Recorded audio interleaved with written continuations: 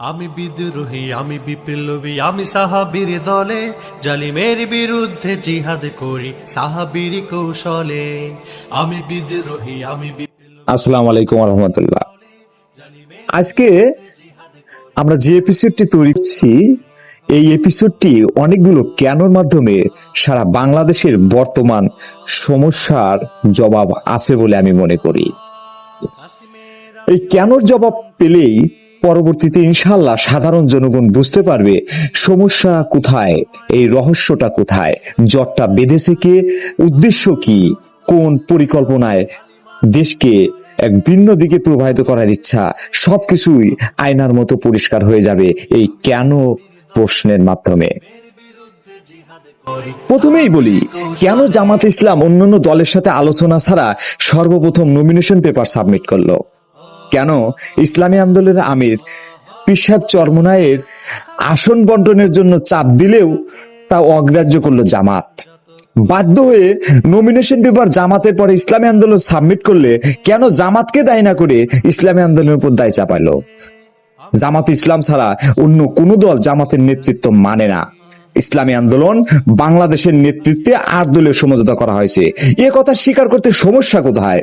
কেন জামাতপন্থী নেতা, বুদ্ধিজীবী মিডিয়া জামাতের নেতৃত্বে জোটের প্রচার করে সাধারণ জনগণ ও অন্যান্য দলের সাথে প্রতারণা করছে? কেন বলা হচ্ছে জামাত এত সিট দিতে চায়? সমঝোতার মূলনীতি অনুযায়ী কেউ কারো কাছে সিট দাবি করবে না, যার যেখানে অবস্থান ভালো জরিপের পর সেই সিট সেই দলকে দেওয়া হবে। এখানে সবাই মিলে সেই দলকে দিবে জরিপের মাধ্যমে। কিন্তু তারপরেও কেন বলা হচ্ছে জামাত সিট দিবে এতটি?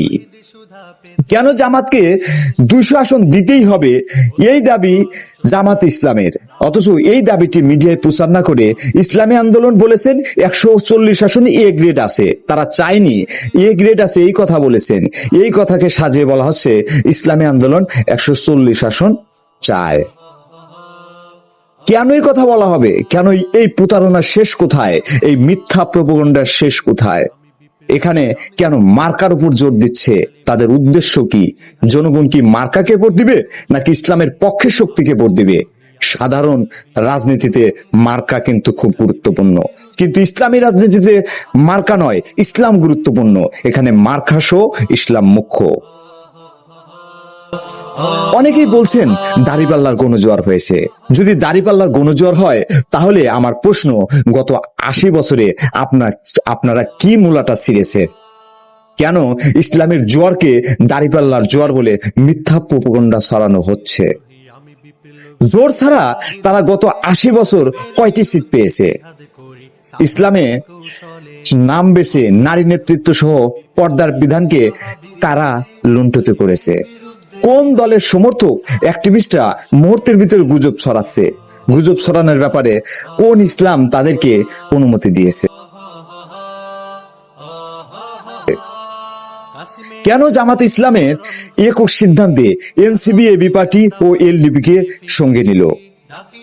কেন এনসিপির সঙ্গে 25 তারিখ বৈঠক করে 28 তারিখে সমঝোতা ফাইনাল করতে পারলো, অথচ ইসলামী আন্দোলন সহ বাকি 6 দলের সঙ্গে কেন পারল না?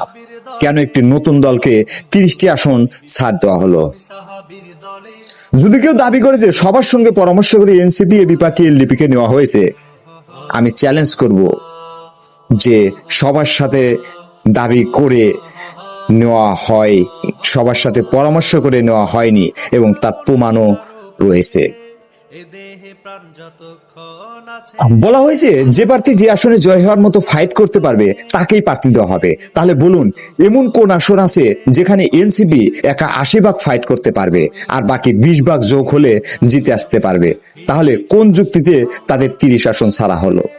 তাহলে প্রশ্ন হলো, এনসিপি, এবি পার্টি ও এলডিপির জন্য জামাত ইসলামীর এত মায়া, বাকি ইসলামী দলগুলোর সাথে এত রাজনীতি কেন?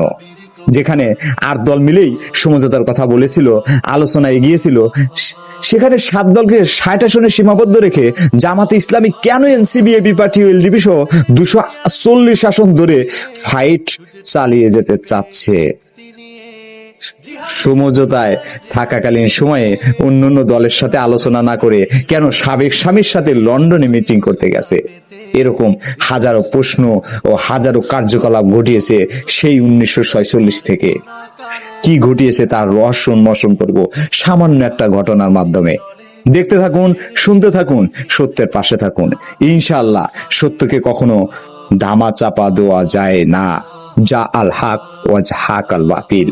আমরা যদি সত্যকে সামনে নিয়ে আসতে পারি, ইনশাআল্লাহ মিথ্যার স্রোত, মিথ্যার জোয়ারও সত্যের কাছে পরাজিত হতে বাধ্য হবে। তাহলে শুরু করি নির্বাচন পর্ব।